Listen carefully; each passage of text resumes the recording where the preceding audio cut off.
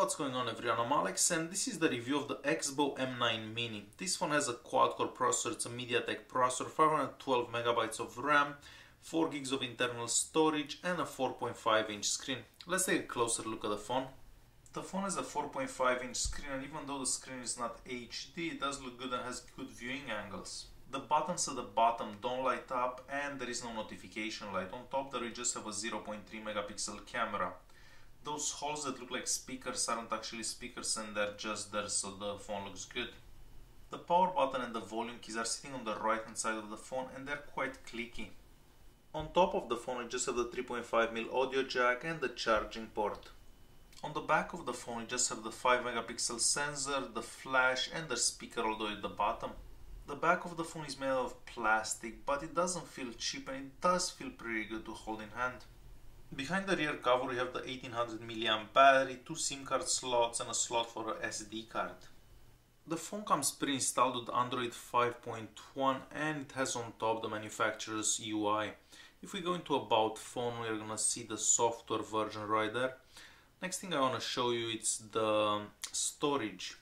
So if we go into storage right here, you can install apps on the SD card, so you can select where you'd like to install the apps. If we scroll down all the way to phone storage, you're gonna see the total space available is 8 gigs. However, if I plug the phone in to the computer, you're gonna see the reality. So this is a fake storage here.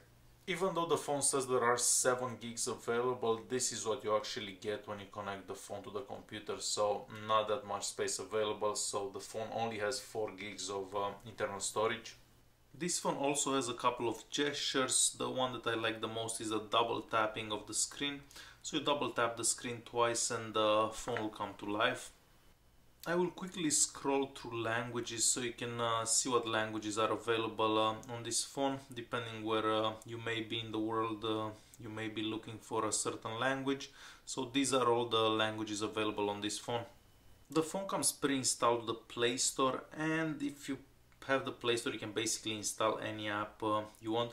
I would recommend using Nova Launcher instead of the manufacturer's launcher. It's just gonna make the phone much smoother and faster. The Antutu score sits at about 17,400 and it is pretty normal for this type of processor and RAM. If we go into info, you're just gonna see some more information about this phone, so nothing that you didn't already know.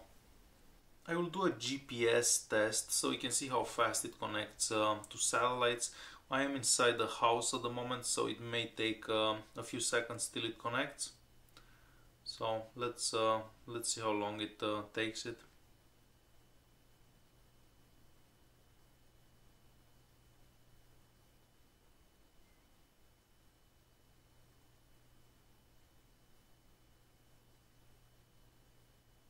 So I'm pretty sure it's gonna connect any second now. So it got a 3D fix pretty soon, I would say. So the GPS works very good on this little phone. The compass is not supported on this phone. It doesn't have the sensors that the compass needs to function. For the multi-touch test, so basically in how many places you can touch the screen in the same time so it can register the touches, it's 2 touches. However, I don't find this screen that sensitive and I had quite a bit of trouble playing games and stuff like that with it. If I open the Sensor Box app, we're gonna see what sensors are available. There aren't that many, but this is pretty normal for a device that costs so little. This phone comes pre-installed with an FM radio app and it does work very good as soon as you plug in headphones. I'm gonna turn on the flash on the back of the phone, so it is on now. It's not that bright, I mean it's not bad considering the price of the phone. However, if the subject that you're taking a picture of it's far away, the flash is not gonna brighten the situation.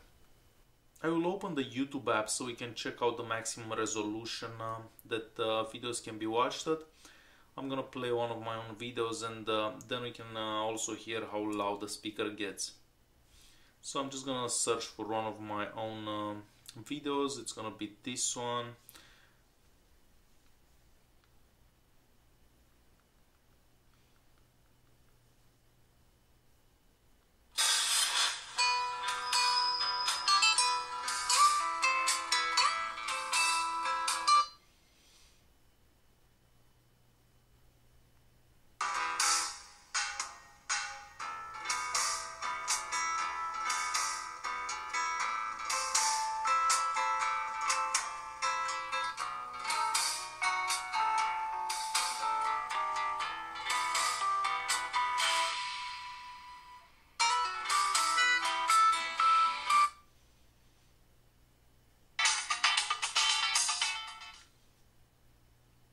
So the video doesn't go that smooth, and even at this low resolution you'd expect that the video would go much smoother.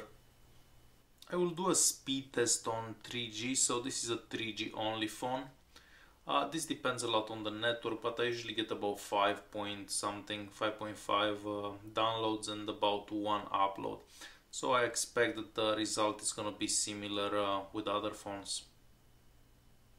So the download speed was 5.2 and the upload it's around 3, so it's a bit higher than normal.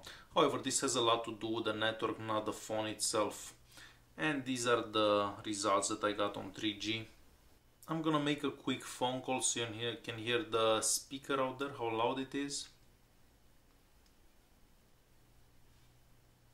Hi there, welcome to Fido.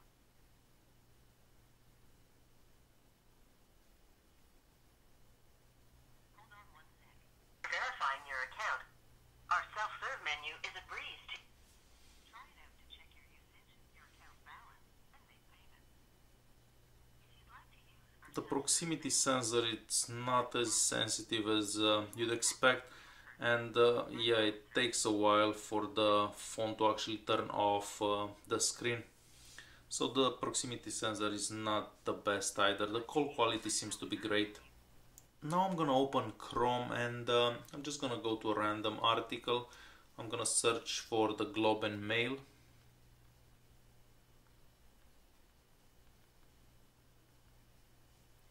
And I'll just open a random article so you can have an idea how good the scrolling, zooming in and zooming out is for this phone. I'm gonna open a random article, doesn't matter which one.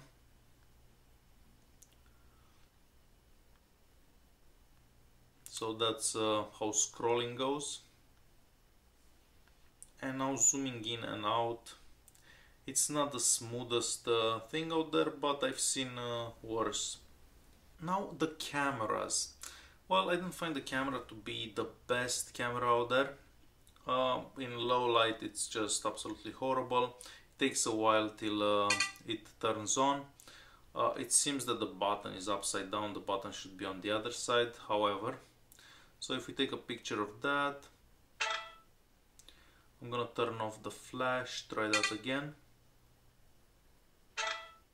And now on this one here. So let's take a look at the pictures for a quick second.